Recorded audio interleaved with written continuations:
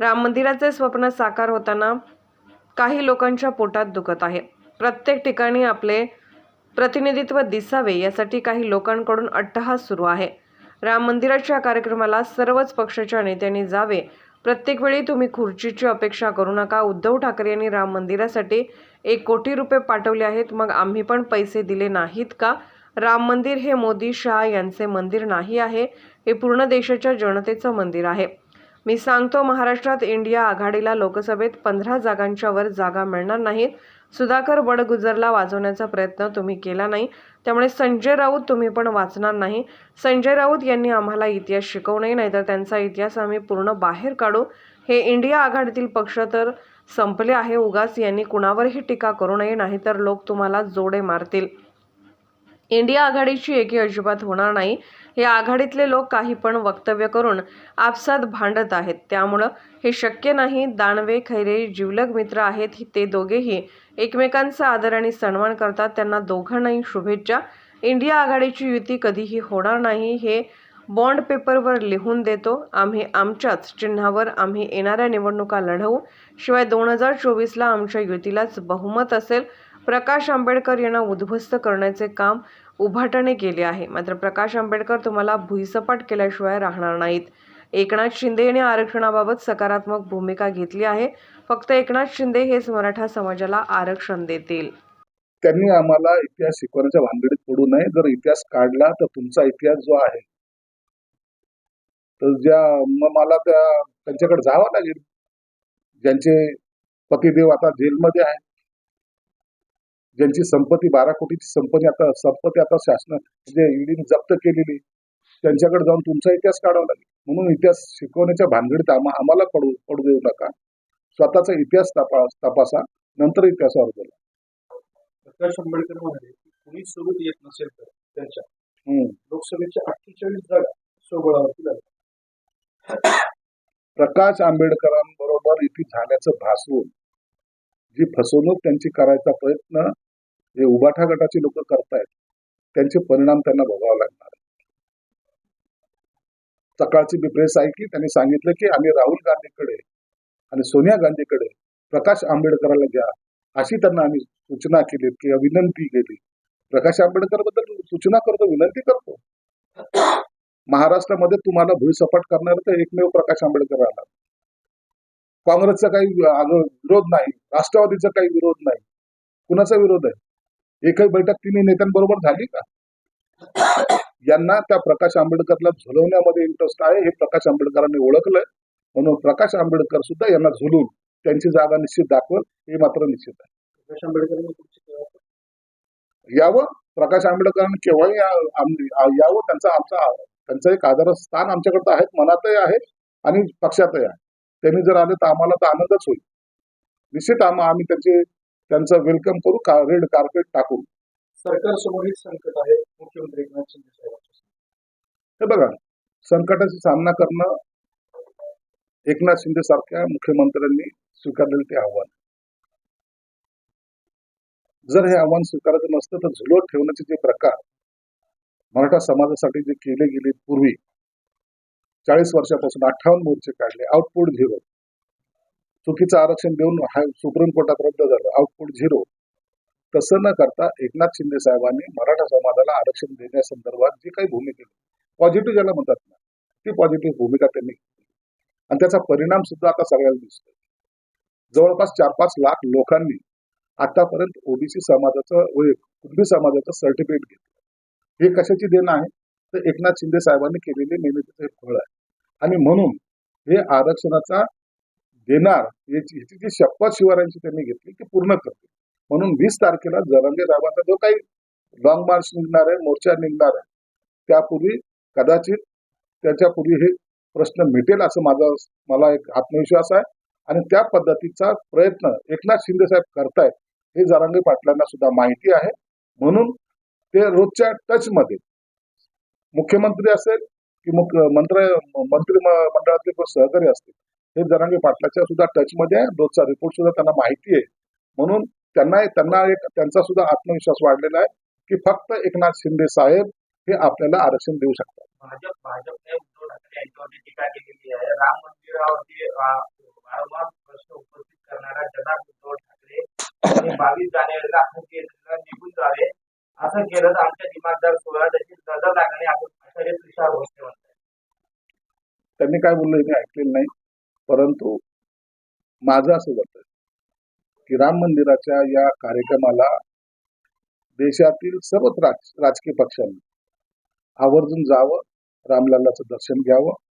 राम हा कोणत्याही समाजाचा नाही, राम हा कोणत्या पक्षाचा नाही, राम हा सर्वांचा आहे. म्हणून तिथे कुणालाही अडवल्या जाणार नाही किंवा कुणाला रोखण्याचा काही प्रश्नच येत नाही.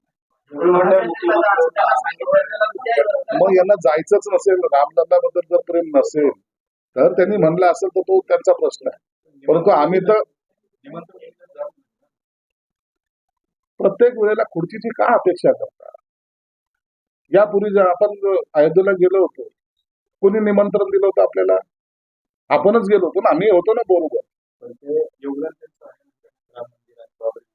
योगदान हा संशोधनाचा विषय आहे. बाळासाहेबांचं योगदान हा देशावर केलेला, त्यांनी केलेला उपकार आहे.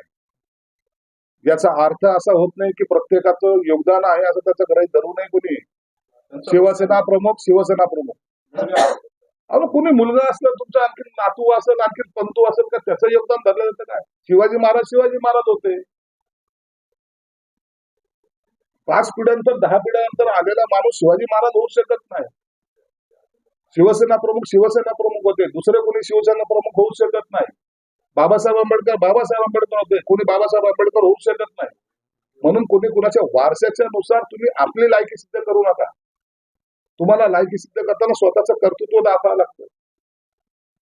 1 कोटी रुपये पाठवले का आमचे लाख रुपये त्याचा सहभाग नाहीये?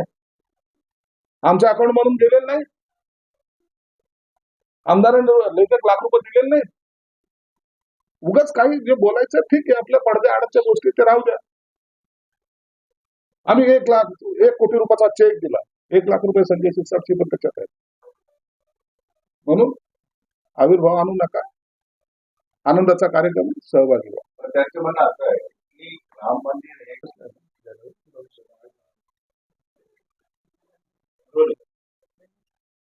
22 जानेवारीला अयोध्येमध्ये राम मंदिराचं उद्घाटन होतंय आणि अख्खा देश ज्या राम मंदिर उभारण्यासाठी अनेक वर्षापासून भांडत होता, ते स्वप्न साकार होतं. परंतु हे स्वप्न साकार होताना काही लोकांनी दुधात जसा मिठाचा खडा टाकावा त्या पद्धतीचे वक्तव्य करायला सुरुवात केली. मग राम मंदिर तुमच्या प्रॉपर्टी आहे का? राम मंदिर तुमचं आहे का? तुमच्या नावाचा 7/12 आहे का? याला निमंत्रण दिलं, त्याला निमंत्रण दिलं नाही, आणि असे अनेक प्रश्न निर्माण करून जो अत्यंत चांगला कार्यक्रम आहे त्याला कुठेतरी गालबोट लावायचा प्रयत्न करतात. ज्याला कुणाला रामलल्लाचं दर्शन घ्यायचं त्याला कुणी थांबवलेलं नाही, कुणी त्यांना जाण्यापासून रोखतही नाही. परंतु प्रत्येक ठिकाणी आपलं वर्चस्व किंवा आपलं प्रतिनिधित्व ठळकपणे दिसावं यासाठी जो काही हा अट्टहास चालू आहे ते मला वाटतं योग्य नाही.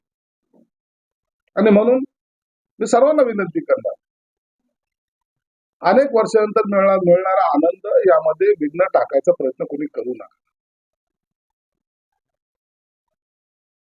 दुसरा जो काही अनेक माध्यमातून प्रश्न विचारले जातात,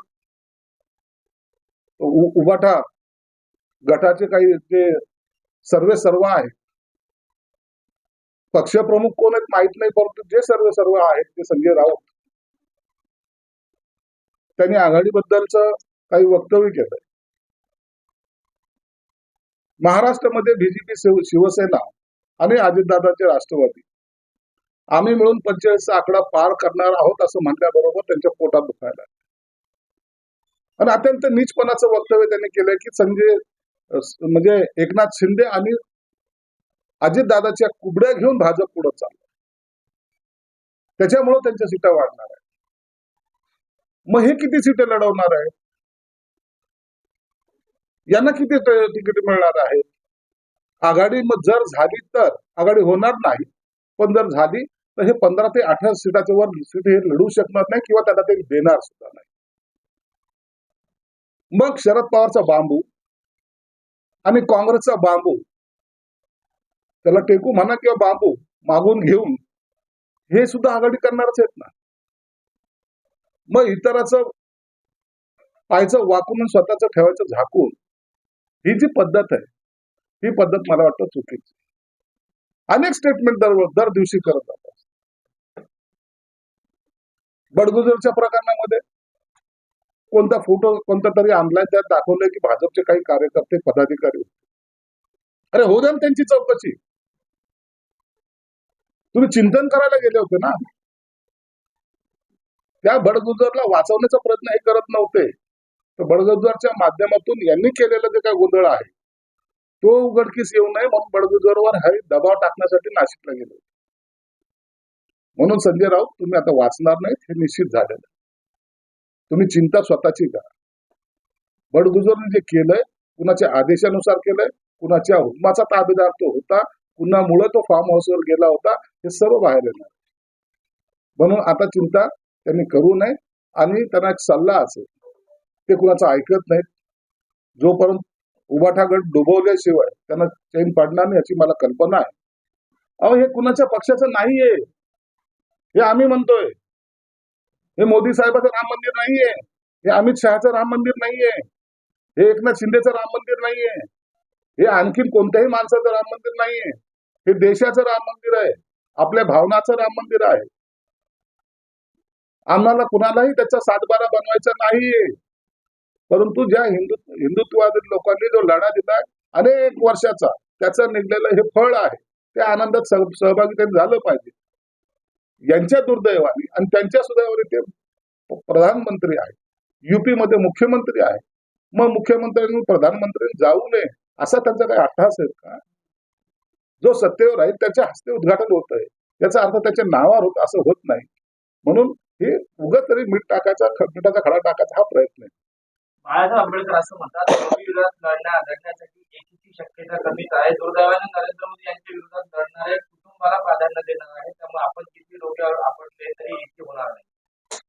हेच तर मी 6 महिन्यापासून बोलतोय. हे इंडिया आघाडी वगैरे काही होणार नाही. महाराष्ट्रामध्ये सुद्धा ही यांची काय कोणती मोठी आघाडी ही सुद्धा होणार नाही.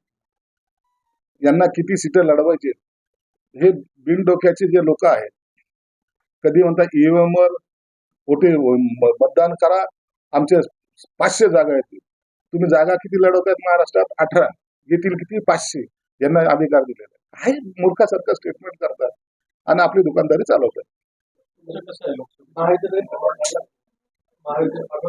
महायुतीचा फॉर्म्युला आता नवीन वर्षाच्या सुरुवातीला हे तिन्ही नेते एकत्र बसून ठरणार आहे. आणि मला वाटतं जेव्हा हा फॉर्म्युला ठरेल त्यावेळेला जाहीर पत्रकार परिषदेमध्ये त्याची वाच्यता केली जाईल. ते काही म्हणतात, त्यांची मदत करून दाखवा. करून दाखवायची लय सवय ना. करून दाखवलं, करून दाखवा.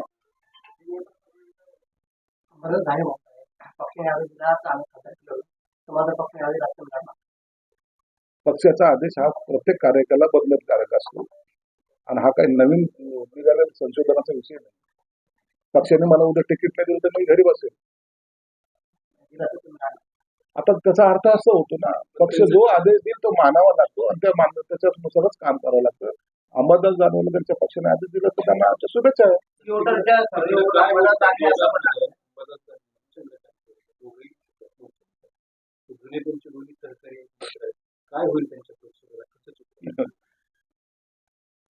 चंद्रकांत खैरे असेल की अंबादास दानवे, हे दोघं एकमेकाचे जीवलग मित्र आहेत. एकामेकाबद्दल त्यांचं अत्यंत प्रेम आहे.